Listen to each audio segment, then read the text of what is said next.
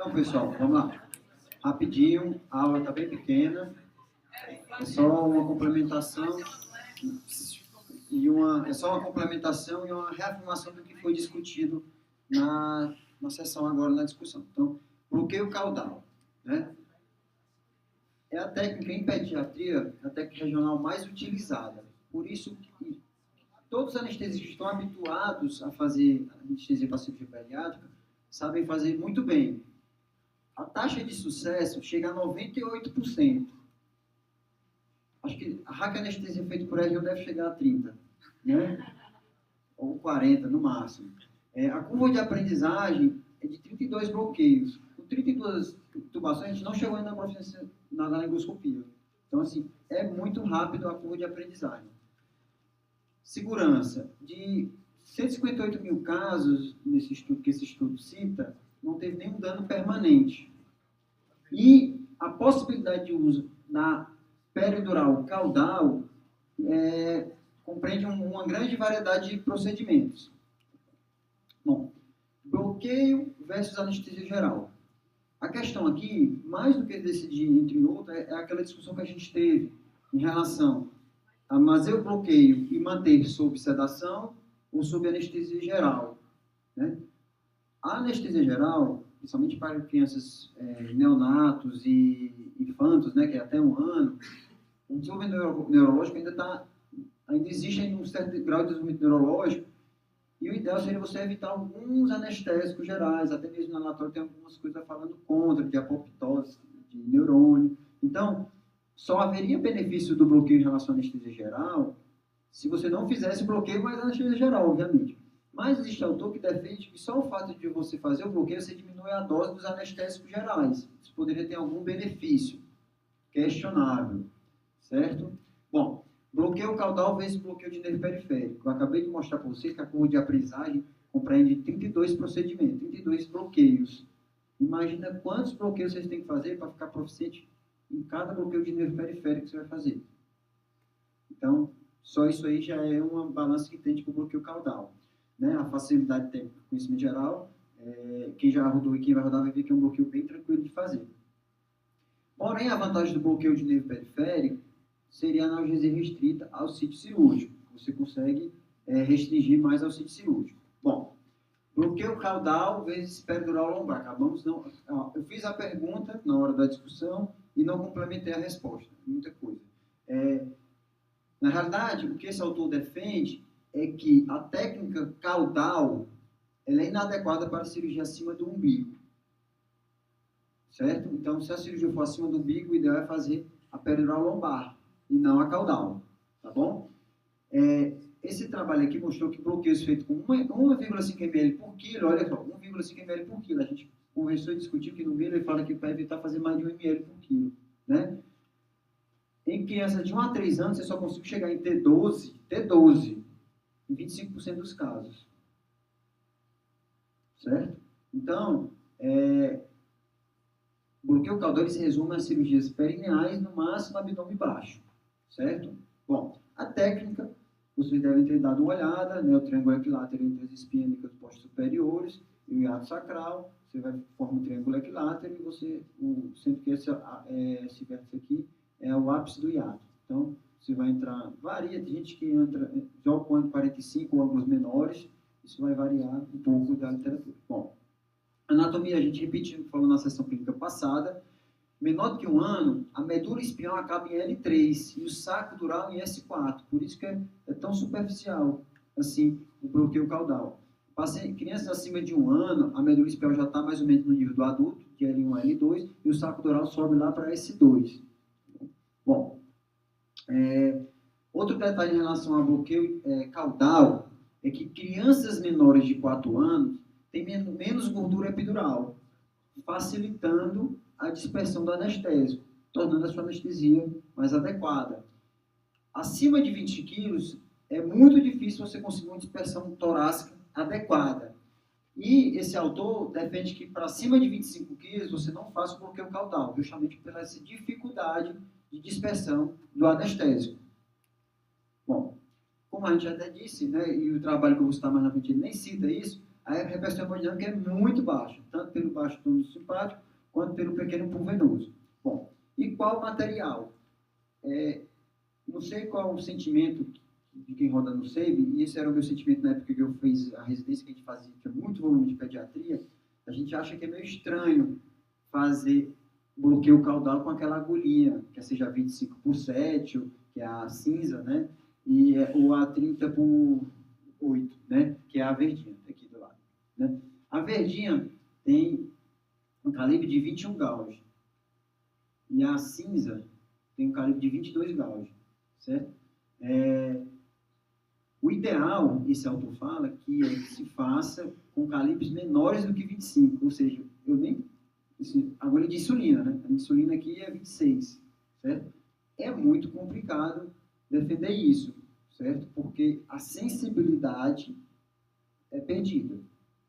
Eu deixo até esse questionamento aqui para quem faz mais pediatria, se realmente é adequado você perder a sensibilidade do espaço peridural, né, para reduzir o risco de trauma e tal, é complicado. Bom, além disso, esse autor defende também agulhas com estilete, certo? E bisel curto, obviamente, o estilete para evitar carregar as células da epiderme para o espaço peridural e o bisel curto para diminuir trauma. Bom, então vamos às doses. Né? Foi discutido bastante a questão em relação às doses, qual a quantidade que deve usar de anestésico. Bom, esse autor aqui, nessa revisão de 2012, ele cita aqui várias dosagens para membros inferiores, para abdominal, incisão abdominal, né? Varia de 0,5, como foi falado, até 1,25. Nas concentrações, varia de 0,125 até 2 de ropivacaína, certo? Então, a gente tem que chegar no meio termo. Se é para chegar no consenso, eu acho que talvez utilizar 1 ml por quilo seria o adequado para cirurgias abdominais baixas em uma dessas concentrações, certo? Esse outro trabalho, já um pouquinho mais antigo, essa outra revisão, fala também de 1 ml por quilo, mais uma vez repetindo a dosagem de 1 ml por quilo, e ele varia um pouco as concentrações entre bupo e ropivacaína e levobupivacaína, chegando a 0,2 de levobupivacaína e a mínima de bupivacaína 0,125. Essa outra revisão, e aí essa revisão ela fala justamente daquela discussão sobre fazer bloqueio com sedação e não com anestesia geral, né, também cita volumes de anestésico semelhantes, em torno de 1 ml por quilo, certo? Bom, e aí eu trouxe esse trabalho que foi citado na discussão, antes você falou um pouquinho dele também.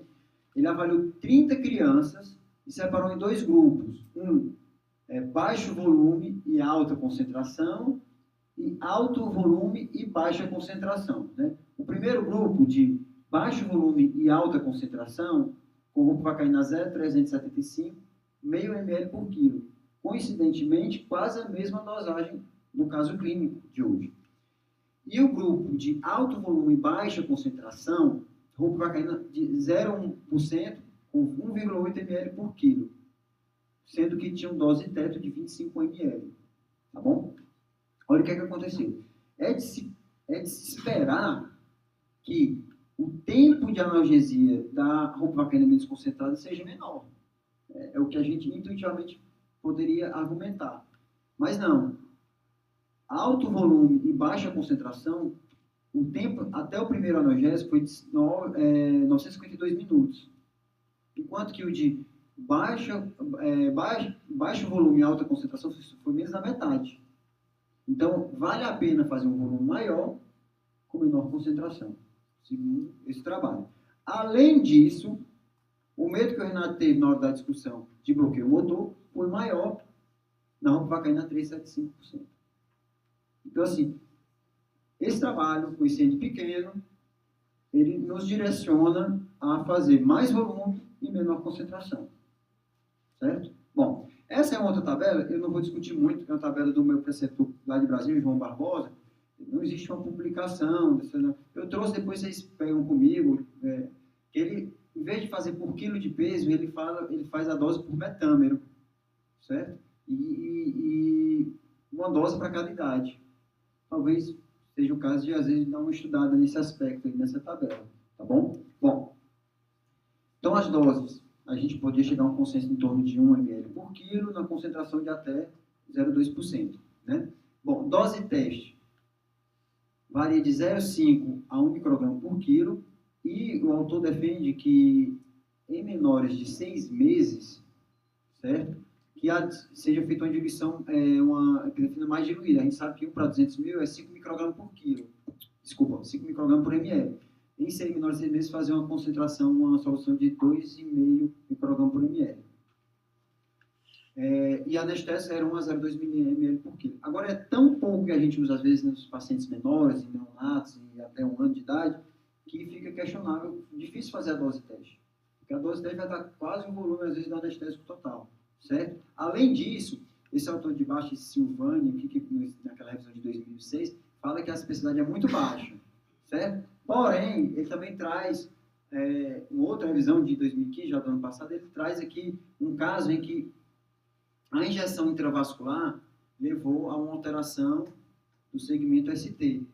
Então, o ideal é que esteja monitorizado com cardioscopia, porque nem sempre a gente vai ter uma alteração significativa na frequência. Você vê que a frequência aqui é bem semelhante, mas você tem uma alteração impressionante na onda T, certo?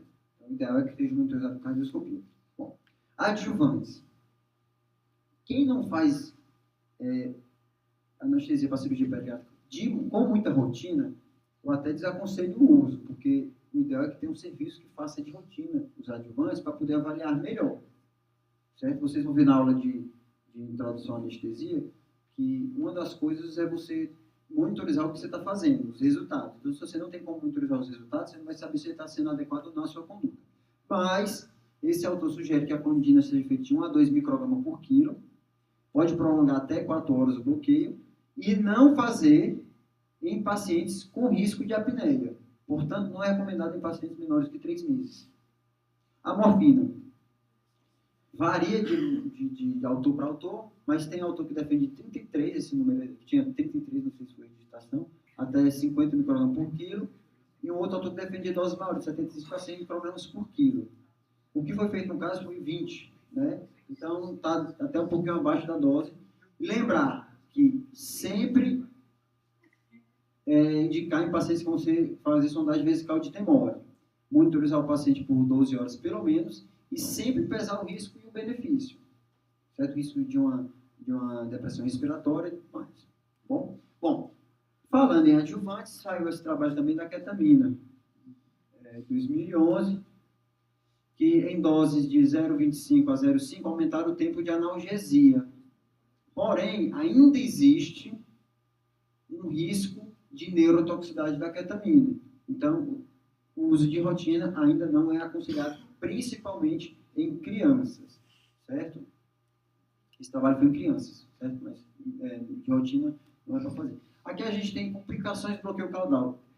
São complicações que, se você olhar para a taxa, 2,5 por mil, 0,6 por mil, até não são tão baixas. Mas são complicações contornáveis, certo? Esse autor não trouxe nenhum caso mais grave de complicação, certo? Então, são complicações que você pode esperar e você pode conduzi-las adequadamente. E por último, certo? Lembrar vocês que existe, como foi também discutido na sessão, o risco de intoxicação por injeção intravascular. E você tem que ter na cabeça algumas condutas, que é esse guidelines de ressuscitação lipídica. Vocês sabem que a pivacaína se liga ao receptor no coração e pode levar a ataque a arritmias de difícil controle. E o lipídio, a solução lipídica, vai fazer com que a pivacaína se ligue ao lipídio e libere aqueles canais ocupados no coração. Então, a dose, eu vi até os trabalhos que trazem mais, até 3 a 5 ml por quilo. Esse autor defende 1 ml por quilo de solução lipídica a 20%, né? Por mais de 1 minuto. Fazer uma injeção lenta. Onde é que eu consigo essa solução? Alguém sabe? Nutrição. Na nutrição. O pessoal da NPT tem essas soluções a 20%. Certo? Lembrar disso, porque às vezes você saber a dose, saber que tem que fazer solução lipídica a 20%, mas você não sabe onde é que ela existe. Não adianta nada. Então, na nutrição. Repetir dose a cada 3 a 5 minutos, com máximo 3 ml por quilo. Esse eu vou defender até 3 ml por quilo, como eu disse, eu vi até 5 ml por quilo. E manter uma taxa de infusão de 25 ml por quilo por minuto, até restauração da circulação. Tem que lembrar pelo menos da dose de ataque, né? Porque às vezes a gente não tem tempo para pensar, então, e a gente tem que chamar ajuda, e deve ser um quadro extremamente caótico, já que você não consegue reverter a taquiarritmia. O que eu tinha por hoje é isso, pessoal. Boa noite.